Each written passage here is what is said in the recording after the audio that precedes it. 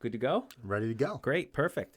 Well, welcome everyone to the Moving Up with Muju Business Podcast, where our goal is to educate and inspire current and future business owners with real life experience. I'm Dylan. This is Steve. And today we have Tom Shrivers, owner and founder of FourStone Partners, a workers' compensation consulting firm. Tom worked at Aetna, among other companies, before starting FourStone Partners in 2013. FourStone is a first of its kind workers' compensation consulting firm that Tom grew from his basement to a national dominating force in the consulting space. So, thanks for coming on today, Tom. My pleasure. My pleasure. Thanks for having me. Awesome. Absolutely. Yeah. So I would love if you could give, just a little background, kind of how you founded the company and, a little bit on how you got to where you are today and, this big, awesome company that's, really killing it. Well, I appreciate that. It's a long journey. You're right. Right. I did corporate, you talked about Aetna, maybe you talked about Aetna. And really at the end of that, took another job where I invested my own money and wanted to have some influence over a larger company than it would have been if it had been my own. And we ended up selling that business. And then decided to just go pure entrepreneurship. At that point, it was the right time in my life. I had the idea for FourStone for probably 10 years prior to actually executing it. It started when I was at Aetna. And the opportunity was there, decided to take a shot. So it's almost 10 years now. December 4th will be our 10-year anniversary. Congratulations. So That's awesome. we'll do a nice event for that. For sure. Yeah. You guys are invited. I was going to say, we better get there. Yeah. I know you're going to be there. Yeah. Invite me to it if you wouldn't right. mind. That would be great, but we'll do something really nice for that. Cool. So it's That's been a crazy journey. Yeah. And we've got a nice company, we've got great people, and we've got nothing but upside.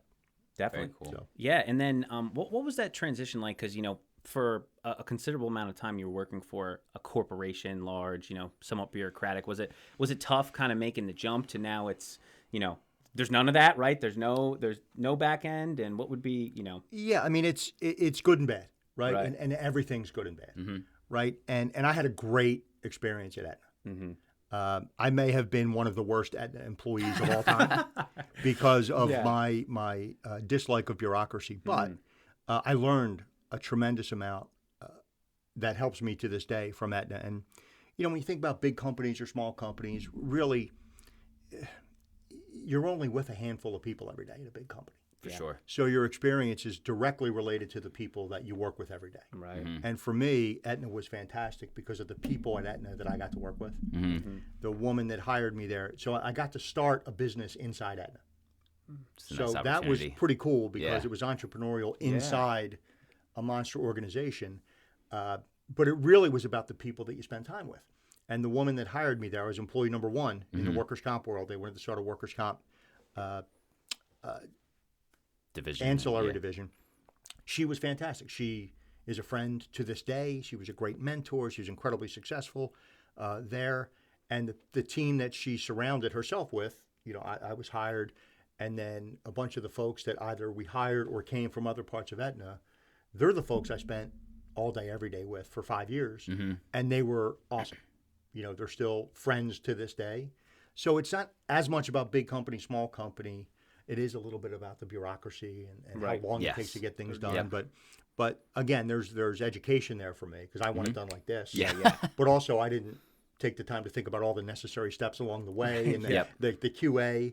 So, but it was great. But it really is any company that you work for, small, large, starting from scratch. It's about the people you work with every day. And the Aetna folks were great. To answer your question directly, you wake up and it's like, oh, okay, so this is on me. Yeah. And then as you grow as a company, Aetna doesn't really have to worry about, I didn't worry about payroll being made. Yeah. Right? And then when you're in charge of a company and you hire employees, like you guys know, you're doing it now, the concern very quickly shifts from, am I going to be okay, to, are they going to be okay? Yeah. Mm-hmm. And the great thing about, your venture and my venture, if they're successful, the entrepreneur does really well. Sure. The bad thing is when it's starting and really all the way through is the entrepreneur gets paid last. Yeah. Always. Yep. Like everybody else gets paid first if you do it right. For sure. Great point. In my point of view. Mm-hmm. Yeah. So that was that's a bit different. Definitely. Right. Is. And I started as a one person thing. And then the idea was never to just be one person. I had an idea to start a consulting firm, not to be a consultant. Yeah. And they're two completely different things, Of right? course. They're just completely different things. Yeah. And then when we started adding staff and we started getting more clients and we started doing things that were beyond what I was doing, other folks were doing it on our behalf, oftentimes uneasy. Yeah. Right? Because you want to be in control and you want to do all that stuff. But you guys know this. You got to hire the right people. For sure. And you got to treat them well. And then you got to cross your fingers because nobody really knows what's going to happen. For sure. Right. Yeah. So when you started to hire employees and they were you were doing more delegation of task, was there a transition period where like you knew it couldn't be perfect? Like if you were going to do it, it was probably going to be as close to perfect as possible. Just like when we were doing the moves, it was pretty much perfect. We had a little bit of a transition once we started having employees that not everything is going to be perfect and there's going to be mistakes. What was that transition like mentally for you as you went through that process? Yeah, I didn't have the same problem you guys had. Fair enough. Because the people that I hired were better at the stuff that I was. Okay. Meaning you guys were better at it.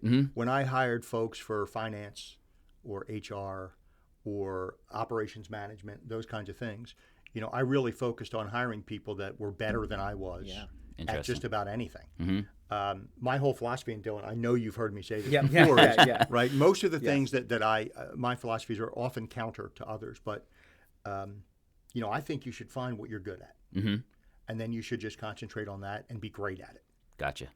Oftentimes you get, especially in corporate America, you have your review with your supervisor. Here's your weaknesses. Work on. Here's what we're going to. You're really good at these two things. These two things you're not that good at, so let's work on them. Yep.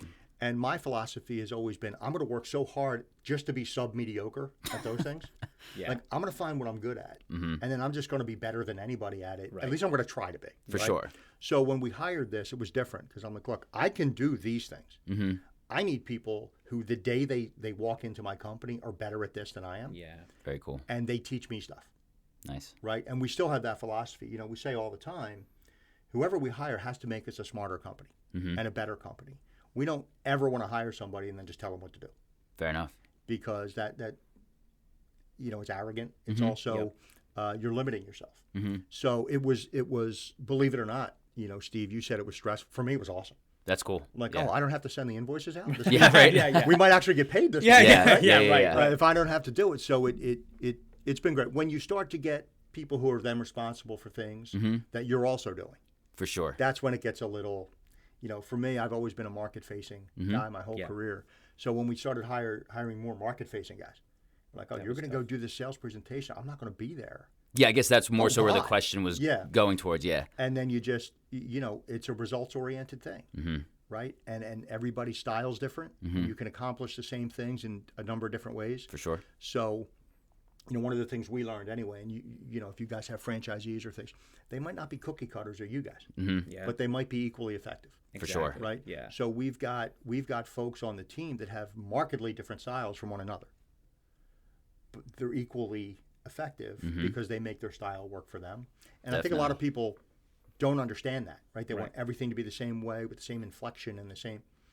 And people have to have their own styles. Definitely do. And you got to be your unique style. You just have to be the best version of that style. For sure. Right? Yeah. So. Did you look for people early on that fit more of a, I don't want to say entrepreneurial, but are more on that kind of new facing attitude as opposed to people that came from a more bureaucratic, or you didn't even think about that? What was that? Was that a cultural thing that you thought in those first employees and that you still think about? Or great question. And the answer was, I don't know how you guys did this, but initially I only hired people that I knew and that had worked for me before. Or I knew. That's how we did it. Yeah. Right. Yeah. Like one of us, right? Yeah. Or somebody, if we hired somebody, they knew somebody. Yeah. So it was exactly. Yep. All referral based type of deal. And the challenge for us, right, is, we started as a sales consulting company. And the reason we started was because there was so much opportunity on the sales side in our industry that if you really worked hard, you could do well. Because not everybody in the sales side worked that hard. So we figured we would just outwork everybody. And the challenge comes from when you hire people that aren't used to working at that pace. You can always assume that they can get there. But the comfort level sometimes wasn't there. And they were good. And we knew them and we hired them. But the pace of play gets them get some people a little frustrated. If they're used to the old sort of, it's kind of slower. It takes in a quarter, we'll get this done, as opposed to, hey, no, we gotta go now. We're doing this today. Here's a decision. Let's rock. Absolutely right. Yeah. And the other difference is, and I don't know how you guys have done this, but I never had an investor. Mm-hmm. I've never had any private equity. It's all self-financed. Yep. And it's really interesting when you hire folks that you're friends with that maybe they've worked for me before on Aetna's money, somebody else's money, and then those same behaviors come in, but it's your money. You look at everything differently. Yes. Oh yeah. Everything is a completely different perspective, and that doesn't always go well for the people on the other side of that, because they're like, "Wait, we always did it this way." Yeah, but it wasn't my money. Yeah. Right. And that it's just because it's so different when you have to make payroll. Mm-hmm. Oh yeah. And that ruffles some feathers, right? There can be, guidance to anybody out there would be obviously the people that you hire are the most important decisions that you'll make. But friends and family sometimes, when it's your dime, it doesn't work as well as it should. For sure. Yeah, definitely. And for us, one thing I always wondered, and just so anybody listening, I worked for Tom and had just such a great experience working for you. And I always wondered, because we do moving and junk removal, which are pretty standard. People understand what it is. How was it like kind of educating, your clients that you're working for? What exactly do you do and why is it valuable? I mean, that's a, it's awesome to be first, but it's also, you got to take the most punishment too, because you're the first one through the forest, right? So what was that like, and how was your approach to that kind of innovative, thing that you were trailblazing? Yeah, and that was the hardest part, right, in the beginning, because what we developed was a sales outsourcing model, and that was representation in the industry. Yeah, and every company is used to outsourcing IT, and they're used to outsourcing legal, and they're used to outsourcing a variety of functions in the business. They don't think twice about it. Yeah. We went and said, you should outsource your sales to us. And everybody said, whoa, we can't lose control of sales. Yeah. It's like, but why? Yeah. Like, and it was really difficult. And in our industry, if a sales cycle is, a year and a half, if they had hired us as a single employee, if our clients initially had hired, and several of them would hire us, and we would say, look, the way that we do things, it's going to take 9 months to get a client. Right. But when we get them, it's going to be great. And a lot of them would say, yes, we get it. And then literally 2 months in, it's like, where's my low-hanging fruit? And we're like, we just told you there isn't. Yes, we 2 months ago, we just had a conversation about this. And there was the perception, just because of outsourcing sales, felt like, wait, you guys, we're paying you money. Where's mine? Where's my sale? And it's like, well, it's hard. But the good news is, for the clients those initial clients that stuck with us, we made company changing sales on their behalf. And we morphed over the years. We've changed from that model to doing different things. But that was the hardest part, Dylan, was convincing people to trust us enough to outsource their sales to us. So we represented them in the space. And our model is you pay us a retainer to do that. We don't do this on commission only. Yep. And people were very uncomfortable with that. And really, for us, I owe an enormous debt of gratitude to our first client. It was a longtime friend, and the company is called Viad, and they're now Perspecta. And we worked for them for 7 years, but they were my first client. And I knew them, and the folks there gave me a chance to try this model. Right. And I'm forever indebted to them, because we then got to show other clients that it worked, and they were nice enough to be references for us. Yeah. And, other problems come with, and I'm sure we'll talk about it, with growing too fast. Yeah. And not managing Oh, that. yeah. You guys know anything about that? Yeah, we know some stuff. Yeah. So, that we there were some hiccups there, because the model, it's funny, Dylan, it was so hard to convince people to do it. Yeah. Right. Then when it worked, we had too many clients. Yep. That's always how it is. Right? Then it was like, how do we manage all this We're business? representing too many firms. Yep. Because everybody, appropriately so, like they want us to be, they want them to be our top priority. And you can't fault them for that. Not at all. So we really had to manage how we allocated resources, and we had to make sure that every client got appropriate attention. And at some point, we just had too many clients. Mm-hmm. And it sounds like, well, that's a great problem to have, but no, it's not, because you have reputational risk, Mm-hmm. where you want to make sure that every client gets your best. And if one client doesn't, that's the stuff that would keep me up at night. The things that would keep me up at night were, is everybody going to get paid? Mm-hmm. And we were very fortunate that we became successful very early, so we didn't have a lot of payroll issues. But, is everybody going to be taken care of? Because I feel an enormous responsibility for the employees. Of course. And the second really was, are we doing everything we can for our clients? Because I would sit literally at home at 3 a.m. writing things down, like, I have to do this tomorrow, this tomorrow, and this tomorrow. I have to call these people because I haven't talked to them in 2 days. Yeah. And so, that's the hard part of growth and entrepreneurial growth and managing it. So not only are you and your employees doing well, but depending on the nature of your business, are you taking care of your clients? Mm-hmm. Yeah. And that was the hardest part for me, is making sure every day we talked to every client and they felt appropriately cared for. And when you get too big, too fast, that becomes a real struggle. Do you feel like you needed someone to help balance you out, or did you kind of learn that? So to give you an example, for Steve and I, we tend to say that we had that issue where, I tended to push things further and let's go. And he helped balance me out on what you're talking about, is making sure, yes, we need to grow, but we got to also get things done the right way. We can't, if we just keep growing and growing, at some point we'll explode and everything falls out. Did you kind of find that on your own, that you had to pull back, or did you have a team? Did your team help you? You know what I mean? To make sure that you were pushing enough, but not too much? Yeah. In my story, I'm more you. Yeah. And the team is more Steve. And that we can do this, we can do this, we can do this. And that's counter to what I just said. I would say it during the day, and at night I'd be like, oh my God. Yeah. Like, how do we get it? And the team around us would, you've been at our company, our company. Mm-hmm. We have no hierarchy. Yep. Whoever has the right idea has the right idea. Yeah. And a new hire or anybody would say, hey, this is a little much, right? Let's throttle back a little bit. And we would have those conversations. And I think it's also really important. I mentioned this, Robin Walsh, the woman who hired me at Aetna, has always been a great resource, for me. So when I was driving myself crazy with, should we do it, should we not? I had several people, including Robin, who I would call and talk to. And I think it's important. I'm sure you guys have these folks. For sure. But it's important to find somebody that you can be completely honest with. Mm-hmm. Not just that you respect, and not just that has good advice, and not just has been successful, but somebody that you're comfortable enough with to say, this is exactly how I feel, with no filter. I'm not trying to make myself look good or trying to pretend I know stuff I don't know. Yep. And I was very fortunate to have 3 or 4 of those folks that most of the time would give me the absolute proper guidance. And about half the time I'd take it.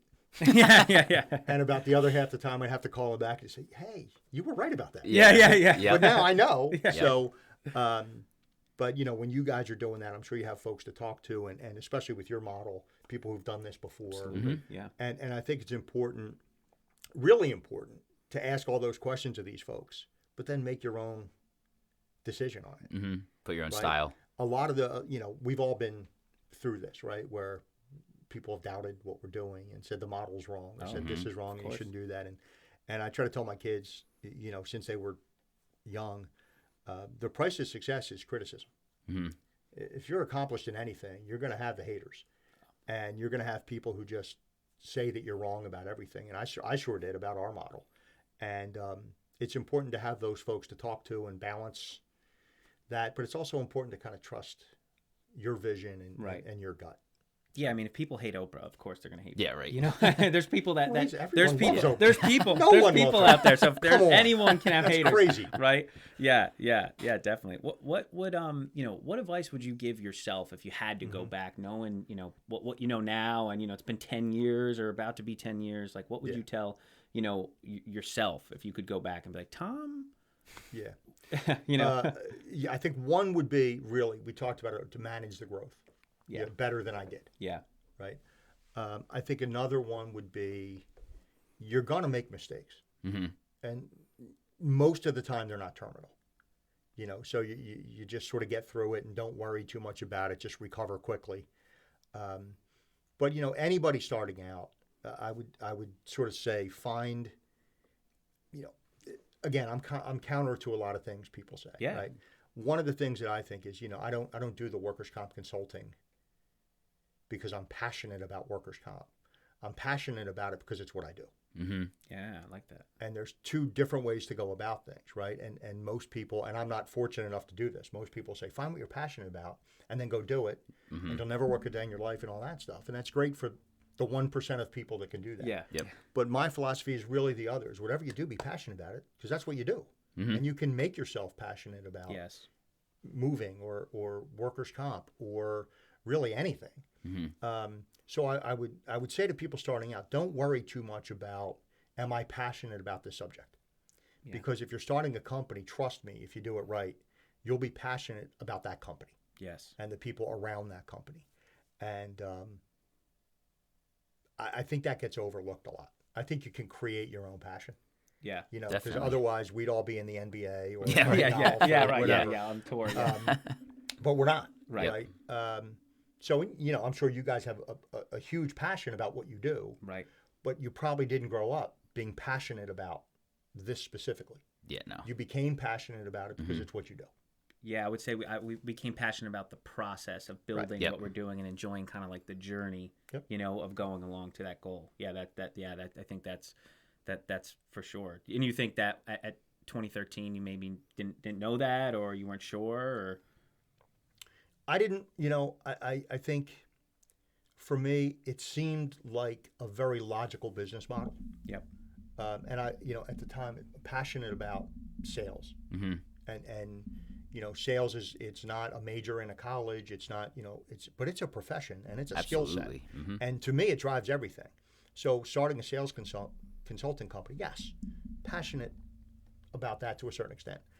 But really what happens is, and you guys know this because you're doing it, you become really passionate about your firm.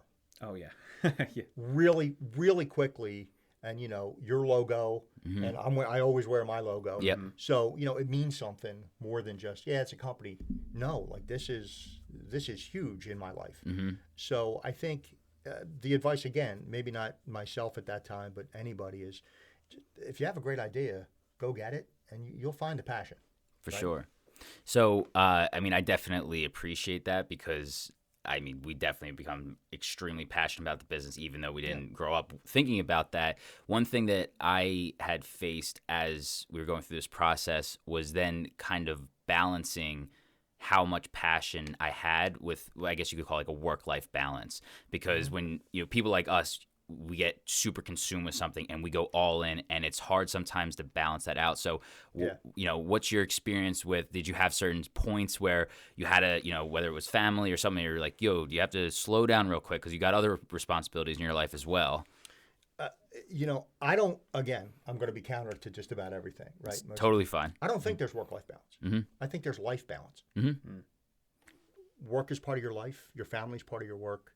It's one life, Mm-hmm. and you've got to fit it all in, right? And you can't be siloed to say, well, now I'm going to stop work and start family, or now I'm going to, you know. So it's how do you balance your life, right? And I've been able to start this company and coach my daughter and my son in national AAU basketball teams, and you know that's 3 nights a week and every other weekend, and you travel without sacrificing everything. I have the greatest wife in the world. You guys have both met my wife. I think you'll agree she's amazing.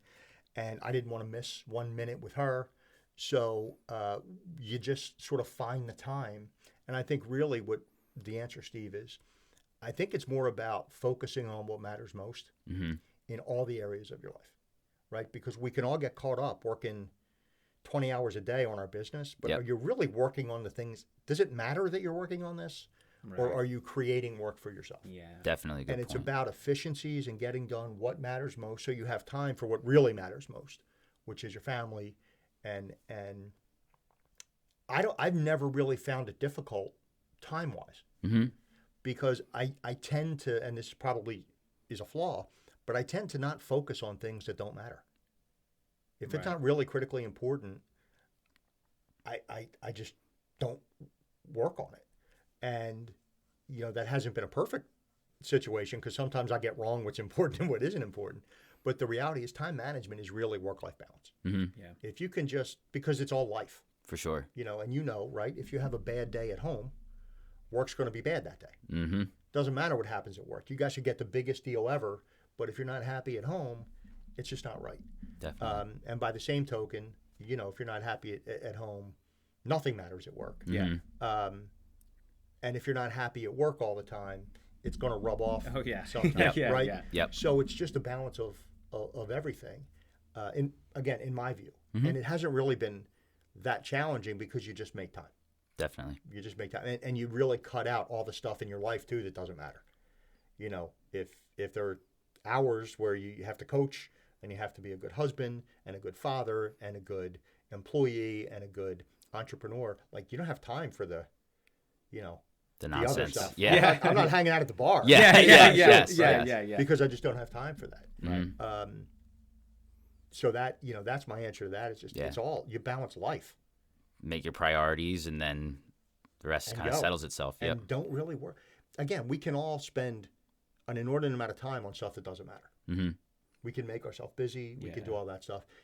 If you don't, you'll be amazed at how much time you have left. Yeah. Right, in the day, you get your workout in, you do this, you do that. You still have time. Definitely. So. And I feel like that's a skill that you have to develop, and some people have it maybe a little more naturally, and that it kind of dovetails into a question that I just thought of, just talking to you and knowing you. Do you think that you've always been an entrepreneur and then you finally got a chance to start a company, or that you built that? And do you think people are born with it? Like where do you think that comes from? Do you think it's built, or it's a combination of both? Or I think, to answer the first question, I think I've always been entrepreneurial. Yeah. Mm-hmm. Even when I worked for Aetna, it was to start a company there. And when I was younger, I was a founder. A woman founded. She was nice enough to bring me along for the ride, but as a startup. Mm-hmm. Yeah. So I got that experience and learned from her about what that was like. And my first job out of college, I worked for an insurance company. I'm on the Mount Rushmore of worst claims adjusters of all time. Right? So I knew right away, like, oh God, this isn't for me. Yeah. And nothing about the job, I was just bad at it. Yeah. So I think for me it was I'm either gonna start my own company, or I'm gonna make whatever job I have feel like my own company. Mm-hmm. Right. Yeah. And up until I started my own company, I personalized any job that I had. And most of it was, market facing and sales. Mm-hmm. Right. Yeah. So like, this is my company, and Mm-hmm. and that friendly competition stuff was never my thing. Yeah. It was like, you're my competitor. Yeah. There's no balance. Yeah. We hate each other. Yeah. And I learned that that's not the right way to go. But early on, that was my mentality. But yeah, can an entrepreneur be made? Of course, right? But I think a lot of it is innate, right? Like can you become a better golfer? Of course you can. Mm-hmm. But I mean, the guys on tour, they're pretty naturally They're in a different gifted. league. Yeah. Like they all work hard. Yeah. But I mean, there's some gifts they have that For sure. people like us don't have. Yeah. Mm-hmm. So I think it's a combination of both. But I would go more nature than nurture there. Yeah. Because I think I think to be successful at it, and you guys have done an amazing job. I'm very proud of you guys because I've known you from when you started, and every time I see the purple truck drive by, I get happy, and I see the sign, and I get happy. Yeah. Still waiting on my shirt. Oh, but that's got okay. it. Yeah, That's it's in the still- mail, I think. Yeah. No, yeah, got it. You have some At the lighthouses. party, I know at the you got party. lighthouses. Oh, I have plenty of lighthouses. Yeah. But you guys know, having gone through this, that if it's not innate, you can't learn this. Yeah. Like there's got to be just a natural instinct to go do this. Mm-hmm. And it's not for everybody, and that's not wrong. Like people have made phenomenal careers, most people, in corporate America. Mm-hmm. The entrepreneurial route's rough, and it's always challenging. There's never an easy day. Mm-hmm. Yeah, that's for sure. But it's worth it, right? At the end. And I love what you guys are doing. I really do. Thank you. I almost want to move just to Yeah. But I've called you before when other people for have. sure. So and I'll continue to do that because your brand is fantastic. Definitely. Thank you. Well, do you have any questions for Steve or me? Or? Yeah, so I don't know much about the franchising world. Mm-hmm. Yeah. And I don't know if you guys knew much about that, or if that was when you started your company, you always had franchising in mind? Yes. Or along the way? Okay, so when did the knowledge of that come along? Because I don't know anything about it. Well, it's funny because we always like to say we always had the end in mind because when we were working for the other junk removal company, it was a franchise. But with that being said, we had no clue what we were doing. We knew what we wanted to do, but we had no idea how to get there. Yes. Right. Yes. Which is most people, if they're being honest, Mm-hmm. right? But that's great. So when did that light bulb click on? Yeah, so we got involved with, we do have an investor who helped us out, and he's in the franchising space, as a franchisee, and he said, hey, I think your guys' model's so great, and, that this could work, and he sort of introduced us to a franchising consultant, Steve Biegelman, who's a SMB franchise advisors. Got to give them a plug. They're awesome. Absolutely. He was at Rita's and Hollywood Tanners. Yeah, he was there when they sold the private equity. So, we really got a chance to meet him, and he helped us, kind of get through the process. And it's really like starting, a different business, right? Because you're not you're not running your business, which is, okay, I'm going to make sure my employees are doing the right thing and we're doing stuff. What you're doing is just saying, hey, here's a system. I'm going to give it to somebody else, and then just teach them how to do it, in the way that we did it, which is a totally different way of even just thinking about it, as opposed to like, okay, we got a problem, let's fix it. It's okay. You have an issue. I have to support you so that you can fix it, which is a lot different than having your employee do it, where you tell them what to do. You're really coaching as opposed to managing. And those are two, as in sports or business, two totally different things. Yeah, I mean that's your question earlier, Steve, about delegating. Mm-hmm. Well, this is even different because that's your brand out there. Absolutely. And they're in Reading or Ohio or wherever, and you can't fix that today. And your brand is those trucks are driving around, so that's got to have a level of agita that I can't even imagine. Yeah, I mean, I would say that we hold solace in the systems that we've built, because we've tried to build them relatively rigidly, meaning they're easy to follow. And then comes in, okay, we don't just sell franchises. We like to say you award a franchise. Yeah, I think that's awesome. Yeah, and you don't want to just sell to anybody, because like you said. So how do you, my next question, you're going right there. Is, it's hard enough to hire employees, right? How do you award, what characteristics about people would allow you to award them a franchise? Like, what do you look for in your franchisees? Yeah, I mean, culture. Can't say it enough. Like, how do you feel, in terms of building a brand and engaging, with your local community? How have you engaged in the past with your professional experience? What are you used to? And just about finding somebody that really kind of not only aligns with the vision of, okay, for us, we want to be a dominant, moving and junk removal company in every single city in the country, but also somebody that fits in with the culture. So we have, 3 core values. One is a POMO, stands for positive momentum, having a solutions-based attitude. If you're a negative Nancy, you could never own a moving or junk removal company. No way. Good for you guys. Yeah. It's impossible. Grit, which stands for get ready, it's time, so kind of a play on words, but also being gritty, like understanding that things are difficult, and that's then awesome. And then professionalism. That's the 3. Do you fit those 3 things? It's how we hire too. But for franchisees, it's an extra level. It's even more, Yeah, like we know their spouses who are usually involved as well. It's really a very all-encompassing view of who they are professionally. I think that's awesome guidance, and I think that culture thing is absolutely right. Are most of the folks that franchise, is that all they do? Or do you get folks that franchise as like an investor and then they go hire people, or the franchisees actually working in the business every day? Sure. So we have a couple different structures that we've built. So the term semi-absentee owner is what we believe we are here at Moving You and Junk You Westchester, because we don't have direct involvement with the day-to-day. So we're still in the building, obviously, because this is just where shop is, but we don't need to be here every day. So we have that option available for franchisees to take that on, and what infrastructure they need in place to achieve that level of business ownership. The other end of the spectrum is the owner-operator model, where you're doing more of the actual day-to-day work. So for our franchisees, typically what we'd say is you're probably going to start as an owner-operator, because just as we were talking before about the culture pieces, the whole success of the business is predicated on fitting into the culture.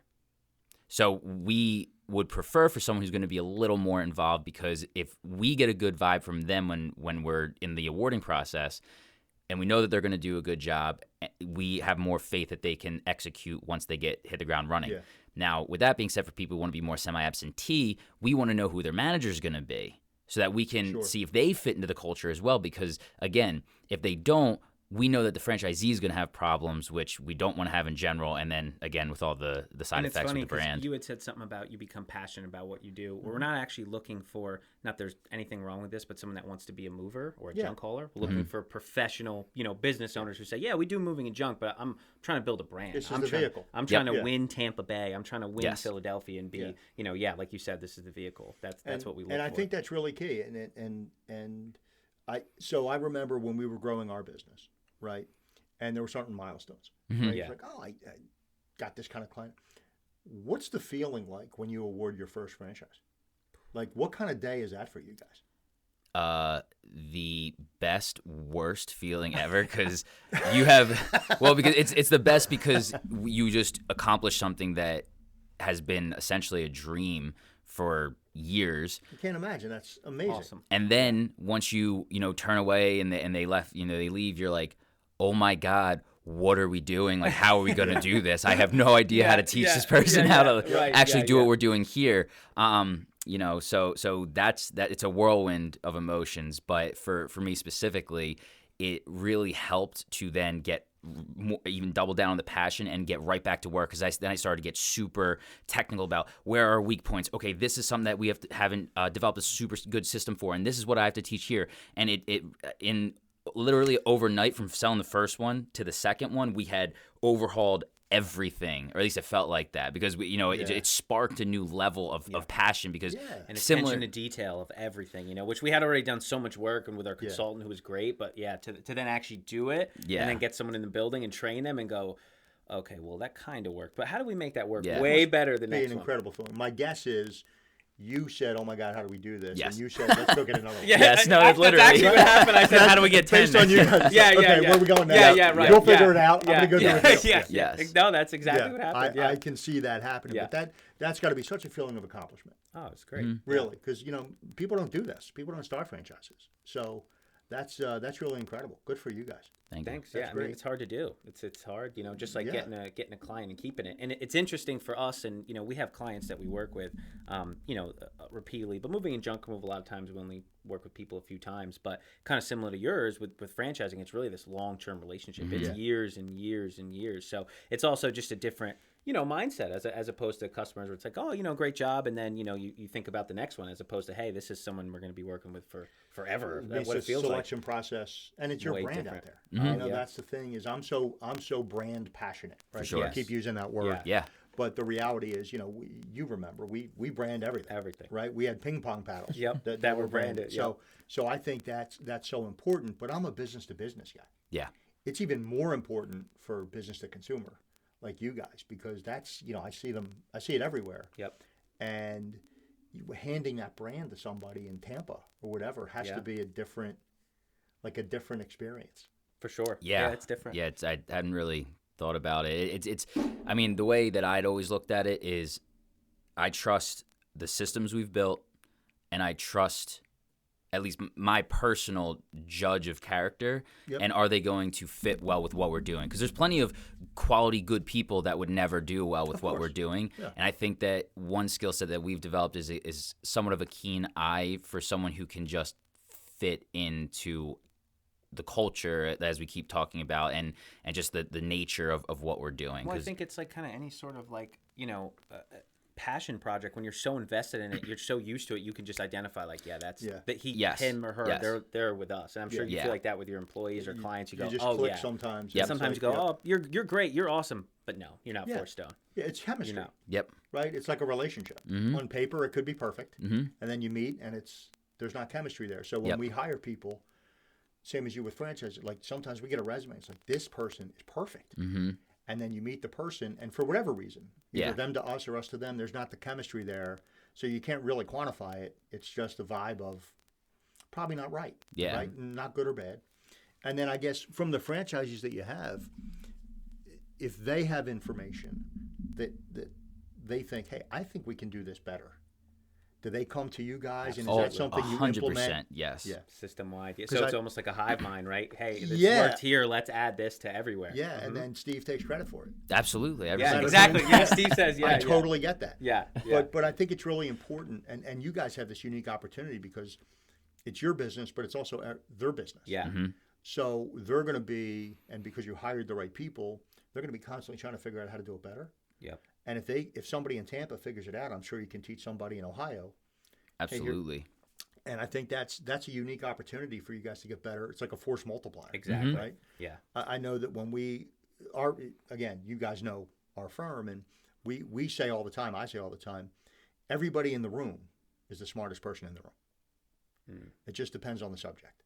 Yeah. Fair right? enough. Yeah. So you have to solicit all this ideas from different people.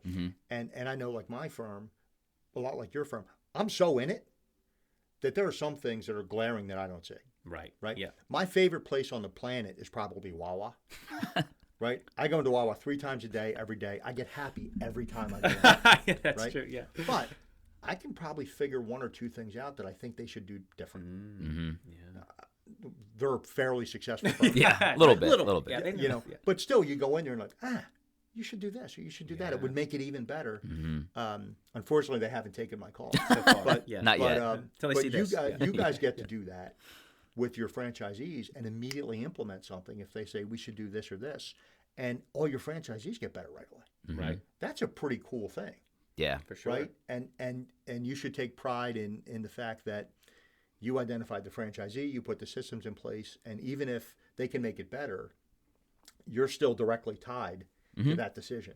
Definitely. So that's got to be pretty cool, Yeah, right? it's fun. To implement something system wide because somebody figured out how to do it better. Yeah. You know, that's pretty cool.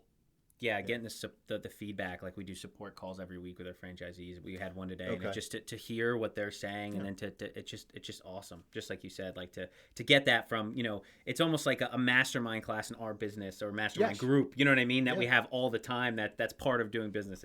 It's super exciting. But it's all tied back to you guys, Right, which is pretty cool. Which is cool. That's great. I'm so proud of you guys. Thank you. I really Appreciate am. it. Not planning on franchising FourStone anytime. Yeah. So that's way too hard for me. Got it. Way too hard for me. Yeah. Well, I'll buy the first one. You'll buy the first Yeah. one, and I'll buy one of yours. There you go. Cool. But no, it's great because I remember when you guys started, and then I remember gradually seeing the purple signs, you know, Right, yeah, more and more over time. Yeah. And I think maybe the first time I either called you or somebody, and I'm like, oh my God, I saw a sign. Yeah. And then I saw a truck, and I'm like, oh, Yeah, Dylan, there- I saw your truck. Yeah. So it's really great. It's really great to see. I can't wait to see where you guys go. Thanks. Yeah. We're Us excited too. to see you too. Yeah. You know what I mean? You know, we're doing okay. You know, we just bought a company. We just acquired a company. I think we said that, and that comes with its own issues. Franchising, I'm sure, has its own unique issues, and acquiring a company has.